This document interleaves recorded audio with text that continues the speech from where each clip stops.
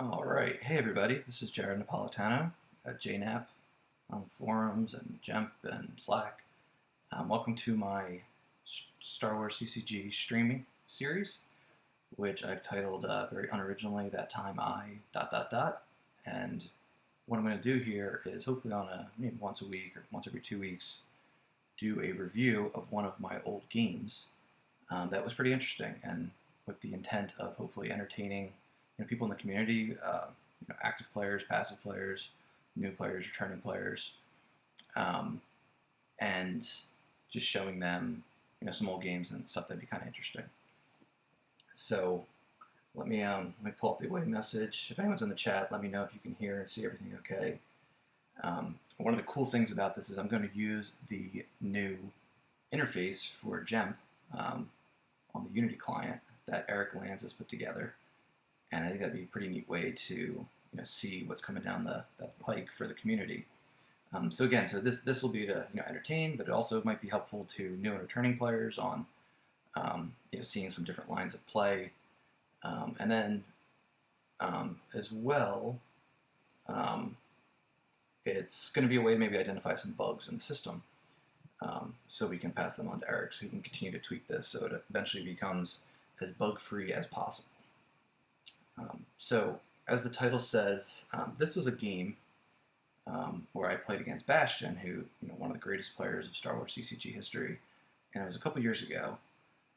Hold on one sec, just before I get this fired up. So, I have just a real housekeeping. So, I have a post on the forums, kind of explaining kind of my reasoning for this, and basically a lot of the stuff I just said.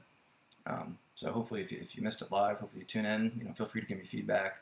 But I think I do have a pretty decent collection of pretty wild games in my history. So hopefully this series will become really entertaining to folks who tune in. But so that's that. So, all right, so let me set the stage on this first game. So this game was about 2.5 years ago. It was August of 2018. I'll never forget, I was actually on vacation, and my daughter was 3 months old, and she wasn't sleeping really well, so I was rocking her back to sleep. And as I was doing that, I fired up a game at like 4 a.m. on my iPad on Gemp, and it was actually in the premier DeathStarII league, and there weren't a lot of these set up at that point, but Batmouse had set it up, and of course, in the leagues you get a little more competitive environment. So of course I draw Bastian, and this I hope I don't come across as kind of like picking on him. I mean, I rarely ever have beaten Bastian. This might actually be one of the only games. And that's why it stuck out to me so distinctly. So I'll load this up, and you can see it's Premier DeathStarII Series League.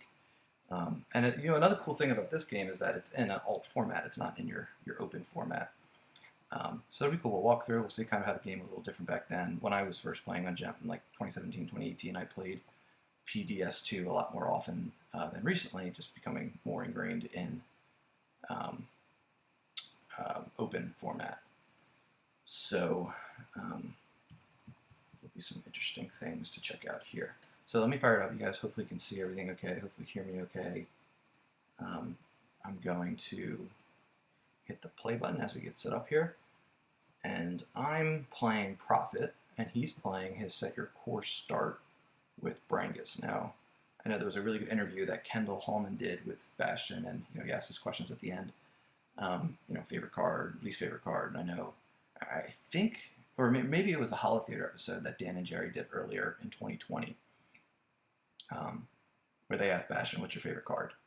And he said Brangus, I'm pretty sure. So, he's got that nifty recursion with the docking base, and it can be kind of a difficult, or I would think it's a pretty difficult deck to beat, especially given how great of a player that Bastian is.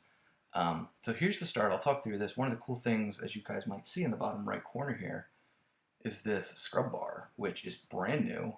This helps jump around replays, and I think this is, one of the most requested features on Gemp, because, watching replays sometimes can be kind of onerous to speed up to where you want. I would think that the Gemp team, the developer team, would love this thing because, people find bugs. They say, hey, it happened on turn 7 on the battle phase, and then I imagine what happens a lot is the people on the Gemp team fire it up, they hit play, they hit max speed, and then they probably go do something, get a drink of water, and then they come back, and then, oh crap, they went past it. Now they got to start all over again. So this is good and helpful jump around. I think it'll also be really good for like Hayes and the playtesting team, because maybe there's some key moments in some key playtesting games that they want to see and analyze and pass on to design and summarize. And this again will come into play so that people don't have to watch the entire stream. So as we get started here, so I have Prophet. He has Set Your Course. And this was actually talked a little bit about today in the Slack channel about back when DeathStarII started, what were the starting effects? That was pretty uniform. And pretty much everyone started a rest order and mob points and oppressive enforcement. Light side would often start some anti-sense alter shield like Wise Advice or Do or Do Not. And a lot of times your insight serves you well to go fetch Honor. So I actually only started 2. I think the only other effects in the deck might be Lightsaber Proficiency and Draw Their Fire and Honor of the Jedi too. So we open up the hands. He starts First Strike, which is pretty interesting. And it's not usually a commonly started effect, but if you're expecting to initiate a lot of battles, it could really come into play in favor Dark Side. But here's my opening hand. It's not good. It's a lot of red. I have 1/1, which is a card that I haven't really put into Prophet recently. And he instantly puts out Wakamui, or also called Milwaukee, since it is an anagram of the word Milwaukee. And there he is. Mr. Brangus Glee shows up on Bastian's turn 1. So I'm going to pause real quick. So if you're not familiar with what Brangus does, the key aspect here is once per turn, may exchange a docking bay from hand with top card of Lost Pile. And that comes into play with the Set Your Course objective, which allows you to upload every turn during your deploy phase a card with DeathStarII on title, or DeathStar on title. So the idea here is that you're pulling the docking bay, you are you're exchanging it for key cards like Put All Sexes on Alert, or whatever key cards you want to recur. And I'm sure Bastian obviously will explain this way better and is very good at utilizing it, as we'll see. There's a couple points where, with the Brangus, with Set Your Course, with retrieving, with First Strike, with knowing where cards are, as where the phrase high skill cap, it could play into doing further things like deck manipulation, like Overload or Force Lightning. You can Force Lightning a pretty high ability character if you're tracking things right, or you can get an Overload to hit if you know exactly there's like a 0 floating around. So first turn he puts Brangus out, no real fear of taking any overflow because of the objective, which prevents battle damage. My turn, back in the Premier DeathStarII days, you kind of had to dig for your activation sometimes, and my opening hand here is not good. So I just activate my 7 force, go along my turn. And another key thing I didn't mention at the beginning, I do want to try to keep these episodes to maybe 30 minutes at most, just because it's one game. I think a little shorter stream episodes for Star Wars CCG are good. Sometimes they can be long and daunting, but hopefully this series is a little on the smaller side, or shorter side, I should say. So I draw, and I'm getting more and more red. And I finally get some activation, get a character, that's good. And we could speed this up a little bit for now. And we'll definitely check out the scrub bar at 1.2 to hop around, but just to kind of give some chronology to the match here, wanted to kind of go through it. Sebastian puts out some more activation. And so obviously Premier DeathStarII, that's really like, DeathStarII came out in 2000, I think it was June or July, or maybe even July or August. So this is kind of like I would call it the golden age of Decipher, where you get these sets, they fixed some of the negative play experience stuff, and they've had some good counters. Shields weren't making the game a little more complicated, and the game was a little more open and less predictable. And I'm just going to pause real quick so we don't go too far, but I do want to give a plug to the new format on Gemp, Limited Resources, that was developed by Steve Skilton, and it is a kind of a mishmash. I shouldn't say mishmash. It's basically Decipher through really like reflections. Well, I shouldn't say reflections too. Like maybe DeathStarII. It's got a handful of cards from Reflections too, a couple from Coruscant Deed, and a bunch of shields, but not all the shields. And I think there's literally only 8 virtual cards, and there might be only like 4 or 5 Episode 1 cards, one of which I know is like Inconsequential Barriers. Qui-Gon cancels Superior Barrier, and they're still coming through, which is another one. So a couple EP1 cards, but because they have a lot of utility and they're, make sure that like Imperial Barrier isn't dominating games. So it's restricted. The details are on Gemp. Check out the Format Rules tab. And and check out the games. There's a league. Steve just announced that he's going to put up a pretty good award. First and second place get a Thief Palace and a Reflections pack, sealed, respectively. So there's a little carrot there for people to play.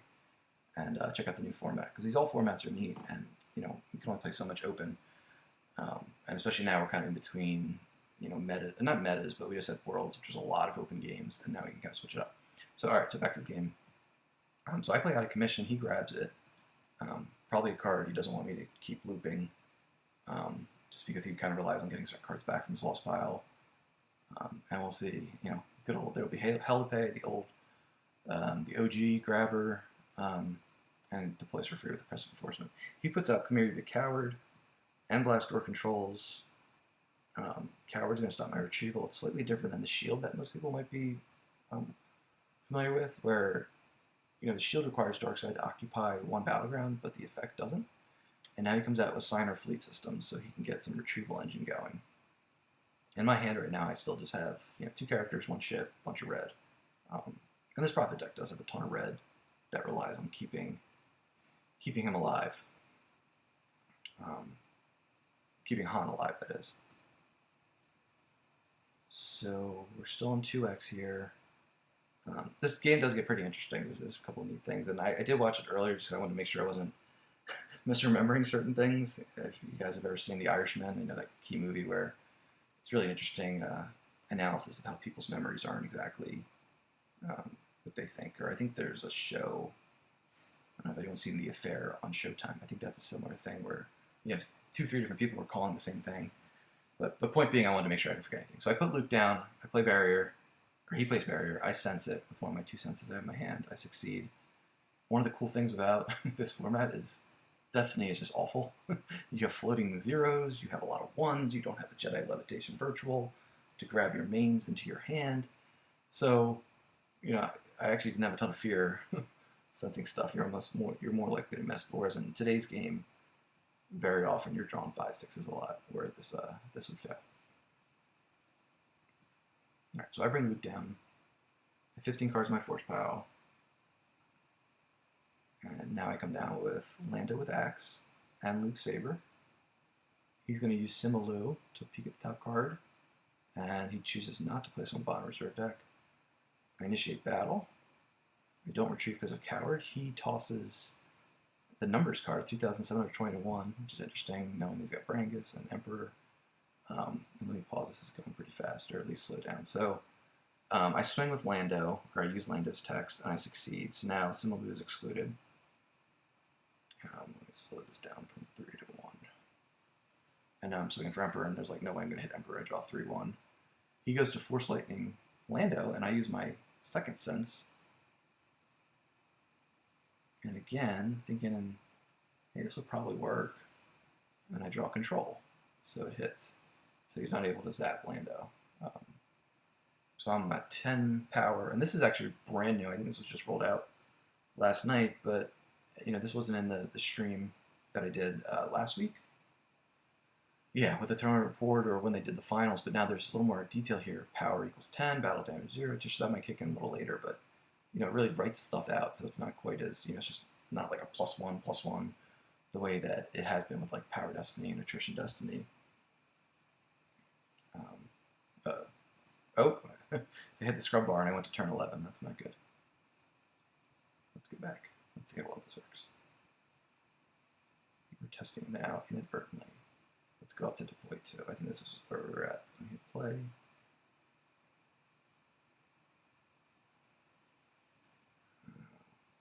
Okay, it's loading. So if anyone saw the tournament report I did with the reverts get pretty wild. It's almost like watching a replay in reverse motion. So actually I'm a little behind where I was at. Sorry about that, guys. Maybe a suggestion to Eric might be move the scrub bar, or, I don't know, somewhere where I might not misclick it when I'm going to hit speed up or pause or play.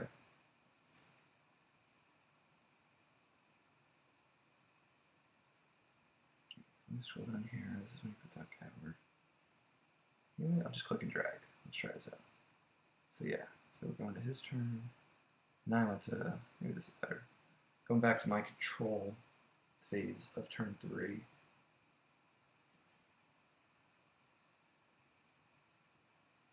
So I wouldn't say it's like click and bam, you're there, but it's definitely appears to be something more helpful.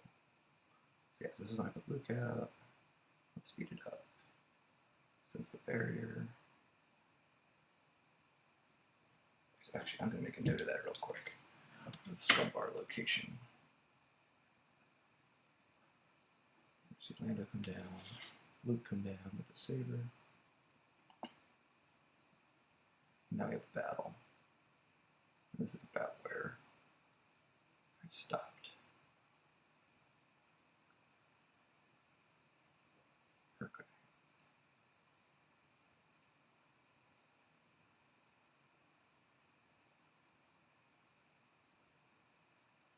Sense the Force Lightning.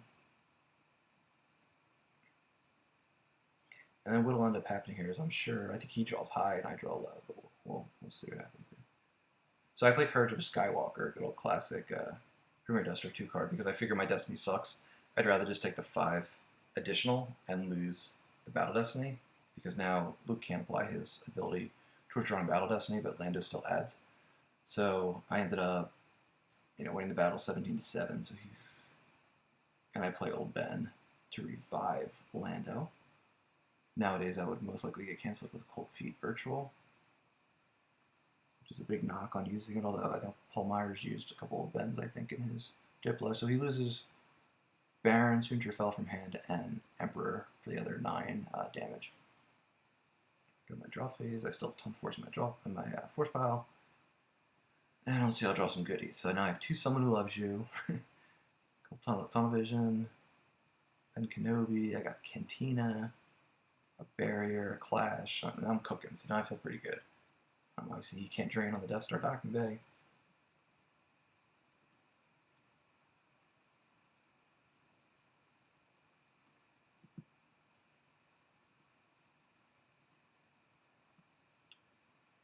Goes to his deploy phase. He brings another Emperor out. Throws my Jabba's Palace. Nice drain 2. Now it's drain 3 with Janus Egregious. And that's another key aspect. Nowadays we have 4-line virtual. Drop, ways to cycle cards, but Janus functions the way like Myrax would, where you can use 1 force, put a card from your hand below your force pile to draw the top card of your reserve deck. So that's again plays into where you can track. He's got a big hand, 17 cards.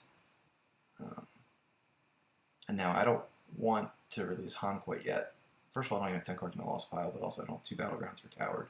So I play Tunnel Vision to go fetch Obi's Saber, which this was a bug I saw when I was doing the replay, and I already told Eric about it, but it has the Reflections 3 image. Even though, as we hover over it, you can see that it has the premiere text to play on Obi-Wan. Yeah, it doesn't have the whole aspect of add 1 of targeting a Dark Jedi. So this is good. So now I'm going to let him drain and then release Han and flip and get back, 8 force. Another key aspect, in this game, there's no battle plan out yet, battle order, because there's no shield. Those effects existed, but we're not quite as common as the shields are now. So here's where I think I might have messed up. I probably should have done that during his control phase, but I wait till it's deploy. I retrieve my 10 because it's OG Han Solo. A nice foil 1. Allows you to do the redraw. Now he puts out Kashyyyk. And the Emperor's Sword or Shield. Let's see here. I remember in testing for Worlds, I think we saw as a team, I think Connor pointed it out, that Bastian was doing these TIE squadrons with route tier operations virtual and pulling the new virtual Wakil, and that was pretty wild to just kind of retrieve the 3 each time and a lot of recursion and ROPs. So he brings out Blizzard 2, stacking that Jabba's Palace, probably figures, hey, I got drain 3 here, I got 2 up here, I'm doing 2, 3, pinging for 1. So we're kind of racing. He's up 23. I have more since I just got that big retrieval. I think it's pretty even. So I'm at 37 and 9 is 46. He's at 14 and 21, 35. So I'm up a little bit. So he can't really afford to race me here, I don't think. But of course, with the Brangus deck, he's got some tricks. So I just put out Echo Command Center for some more activation, draw some more cards.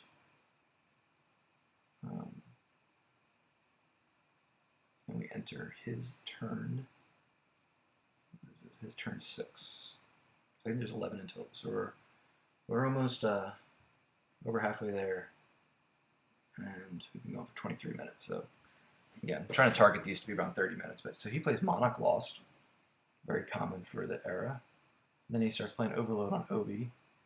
And I'm just like, no, he's probably got something tracked. I want to sense it. So I sense it. So actually, let me pause real quick. For those who don't know what Overload does, so target any weapon, so Obi-Wan Saber, draw Destiny, weapon lost. So if he draws a 0, the weapon's lost. Or no, I take that back.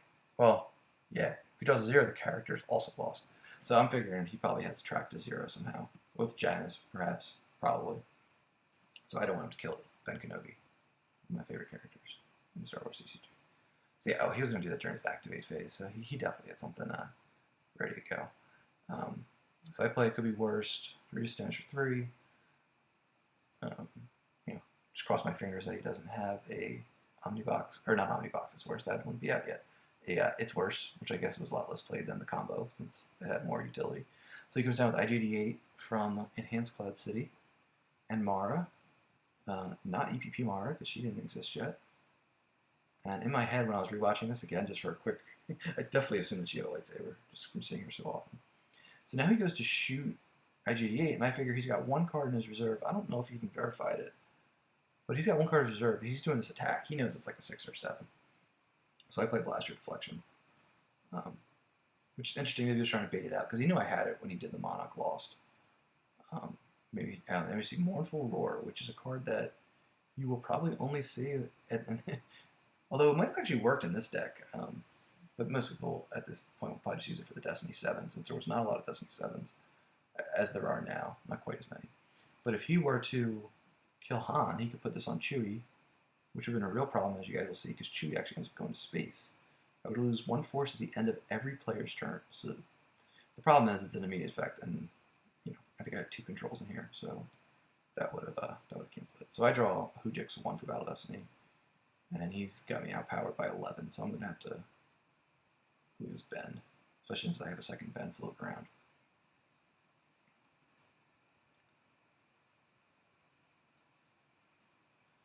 And then I peel the Hujix and lose an EPP Han.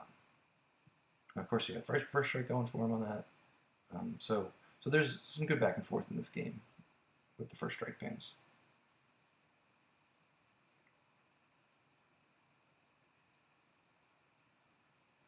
So my turn now. I'm going to activate a bunch. Drain for 2. Ping 1 with the objective. Obviously, Prophet's like probably my favorite deck, even though it's not the most powerful deck, but I did really well with it in the February OCS last year to qualify for the playoffs. And when I first came back to the game, I would just play a lot of this and PDS2. And you definitely had to float a bunch of 2-0s, like the old days. So I put down Home 1, and then I put Chewbacca on it as a pilot, which is going to be really helpful because that pings with the objective, which works in space. It's just any battleground location. Let's see. Wall this side up. And then this hold. That might be another glitch. So when I hover over this, it's showing the front. So I put Malos to the docking bay. Chewie got barriered. And I'm going to initiate battle there to try to knock off Brangus. Draw 4, fortunately. I'm not sure if I tracked that, because Brangus is immune less than 3. He only draws a 2, but that's plenty to kill my guy.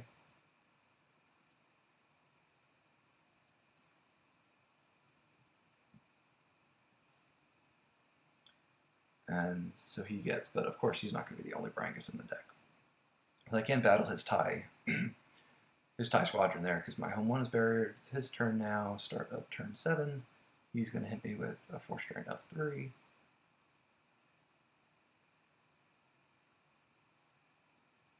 I guess in retrospect, I probably could have at some point tossed the Insight Surge Well to get Honor, and that would have saved me any first strike pings. I'm not sure exactly why I did that, maybe because I was hoping to hit a Jedi, a Dark Jedi. And maybe because I saw him toss the 3,720 to 1 early, or maybe he tossed it because I had it out, and then therefore I didn't want to risk him having a second one or risk him recurring it. So he verifies he only has a 2 and a 1, so that's not going to kill my home 1, so he does not battle then. He's going to spread out on Tatooine, and now threaten a drain of 3 and 2.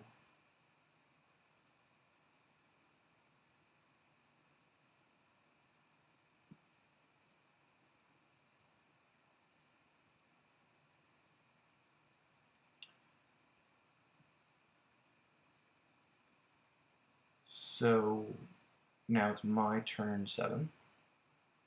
I only have 5 cards in my hand, including ECC Lando.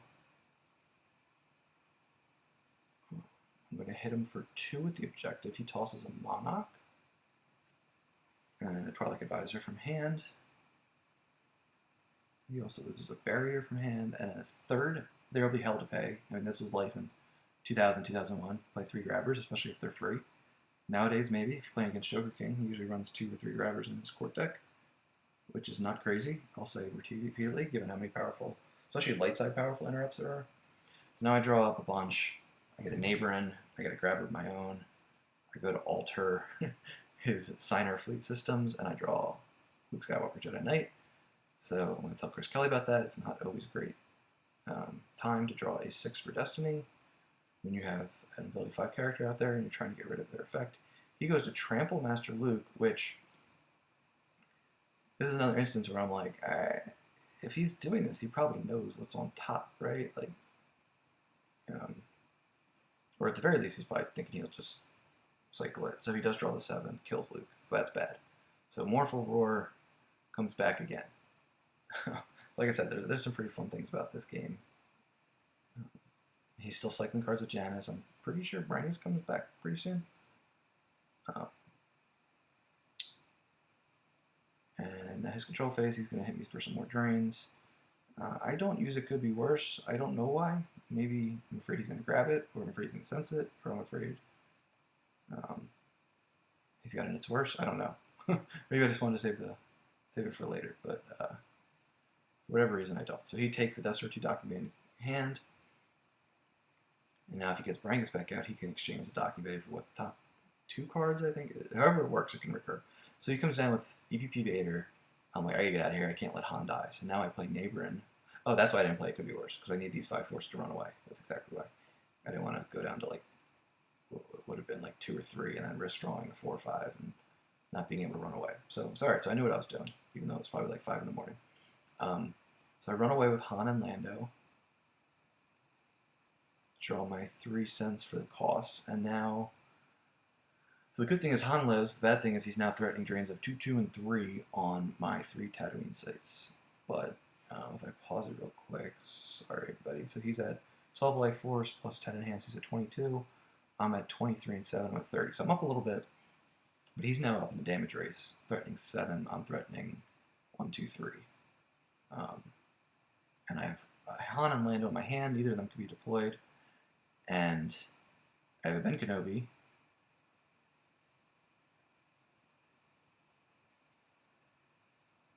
And he loses another Docking Bay from hand and a Brangus. So if he loses Brangus, I'm kind of thinking, and he probably even has another one in his hand. Put all sections on alert. I'm pretty sure this is, yeah, this is pullable with Set Your Course. So it also kind of plays into this. When you get a 6, you can play the 6 to prevent a rebel from drawing Battle Destiny. So it kind of has some synergy with all the different things going on with the Brangus deck, I'll call it. Now, I'll also say, Bastian, feel free to correct me. I don't know if this is the exact Brangus deck that he had the most success with. I don't know if this is an adaptation. But I know it has a lot of the critical elements of it, so I think it had to be kind of based off of Set Your Course, if I'm not mistaken. So now it is his turn, right? No, it's my turn, my battle phase. So finally, I guess I figure out, let me knock off these TIE fighters here. Because I have a good destiny, I have power, I don't immune less than, I think it's what, 8 without Akbar, 10 with Akbar. So, yeah, 8 So I draw a couple more. Let's say I get an ECC Chewy. I think with this Prophet deck I play 2 of every main, maybe even 3 Lukes, probably. I might have even done 2 Master Lukes, 2 Jedi Lukes. And then like 1 of each Han, 1 of each Lando, 1 of each Chewy. Alright, so now it's his turn 9. He's going to hit me, and then this is, pretty neat that, I don't know neat's the right word, but there's no battle plan out, so we're both pushing our drains through. I think this is one of the reasons why the game was faster then. It wasn't like, this is actually kind of unique that it had these types of retrieval.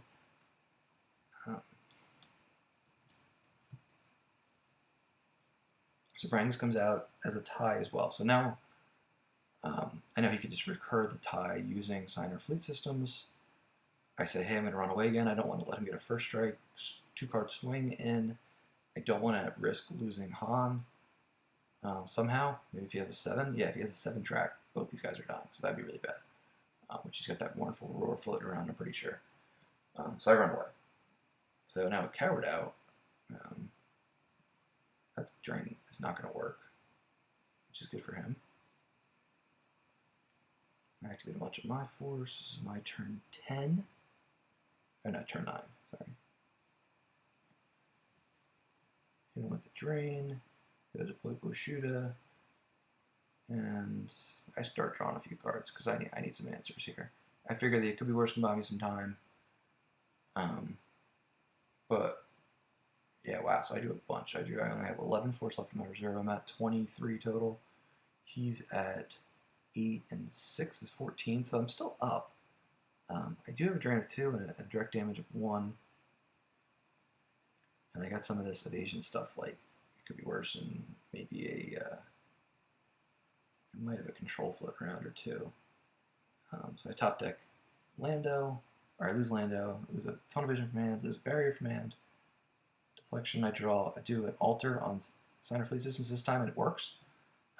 I draw 1 of Boosh, even though I have a high ability character of 3 out, which is kind of crazy. Now I play Neighboring again. That was the one thing I did remember. For some reason, I thought it involved a lot of like going back to and from the war room, but it really was just a bunch of Neighborings. I think I played it Neighboring now twice already, and I think I actually do play it a 3rd time.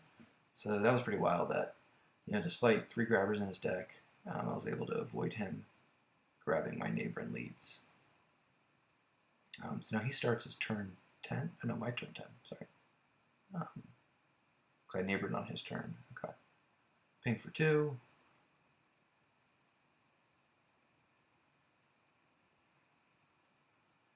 Yeah, you're right, Eric. So I neighbored only 1, and I could drain for 2 at the war room. And actually, yeah, I'm pretty sure this is just a drain 2. It's not I think it's one of the ones we can initiate battle. Yeah, you got a battle destiny. Yeah, especially because I had characters in hand that I could have, like, maybe move Lando over, support with Leia, go attack here. So we're coming down the home stretch here again, so I've been streaming for 36 minutes. He plays Ellis now. So, again, some good old-fashioned Premier Death Star 2 stuff. No Rest Order or Insurrection out, which obviously were really popular at this time. So he now sends Brangus over there. He doesn't have to worry about me beating up on Brangus, especially if he did not have a Gick. He has 5 cards down, 6 in his hand. I'm at 12 and 18-ish. But again, he's forcing a good amount of damage here on the Tatooine sites. Yeah, and it's a good thing. I'm pretty sure Hydraulic Fire early in the turn. That would have been even a 4-card swing if I dropped that. So it's good that he had the Ellis to run away. So now,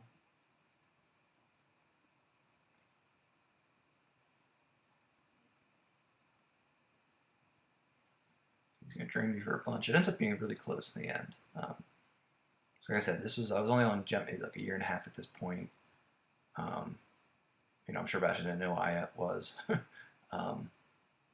But looking back, this game stuck out because I was like, yeah, that one time. I haven't played Bastian a ton. He beat me in Worlds in our game 10 of 10, I guess, of day 1 and 2. Last weekend, 2 these blended together. Yeah, a week ago today. Or no, 8 days ago. He was CCT, I was no idea. But yeah, so this gets pretty close. He hits me for some more drains. including at my war room now. So now it's 1, 3, you know, and then another 2 and 2. And I'm now down to 8 and 4 is 12, and he's at 5 and 11 is 11. So I'm only at 1 now. Obviously, I have my turn of damage coming up. But I have another neighboring.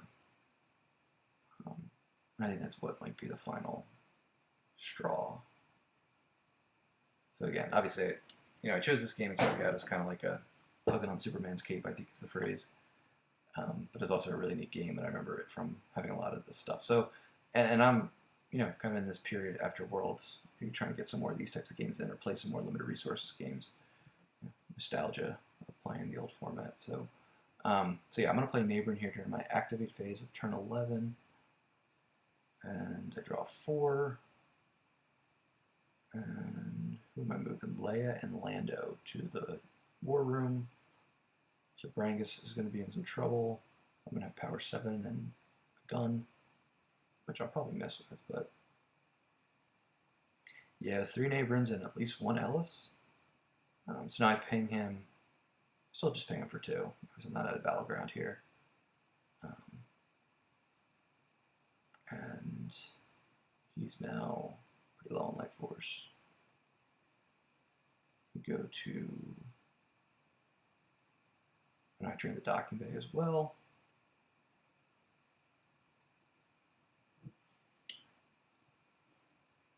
And I deploy draw other fire, so this is going to be a 4-card swing. He does not have Secret Plans out, which again is something that in today's game it'll always be out basically.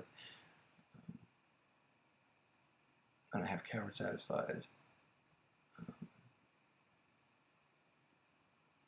This is also another thing. I know one of the feedback during the Worlds game was that it was kind of weird. It seemed like some of the piles had cards in them, and when it didn't, or vice versa. So I draw 0 for Weapon Destiny. Brangus is only 4 for 3. Oh, a lot going on here. I draw 4 for Battle Destiny, so I'm going to be power 11. So you need to draw 7 to not take any overflow. He draws a 6. Pretty close.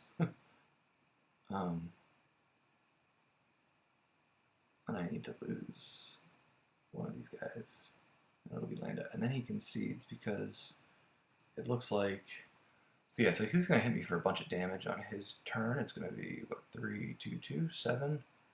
So he gets me down to 4. Let's say if I lose from hand. So I have 13, he's going to hit me for 7, I'll have 6. And then I'll hit him back for, you know, 1 at the docking bay, 2 at Kashyyyk, 2 at the objective, so I'll edge it out. So it'll be a close game. But yeah, so that was fun. So, yeah, Premier Death Star 2 came a couple years ago. Again, so here's the scrub bar, which is pretty cool at the bottom. You click and drag, hop around different scenes. It even like quickly shows you whose phase and what number turn. We can go all the way back here to, it might take a second, so let me just click and drag back. Let's go to Zorfic, draw, turn 2. So now I'll hit play.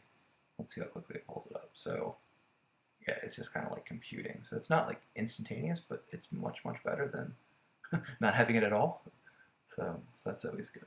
So, all right, so that's about it again. So this is JNAP. I was streaming first episode of that Time Eye series, where I'm just gonna do interesting games and hopefully entertain and perhaps provide some guidance to new and returning players, and also find some bugs with this new awesome tool that Eric Lands created that hopefully will be rolled out sooner rather than later, but it's still going through the testing phase. And for my tournament report, I did mention, I was kind of not positive if it was mentioned in the public forum, but it was, I confirmed.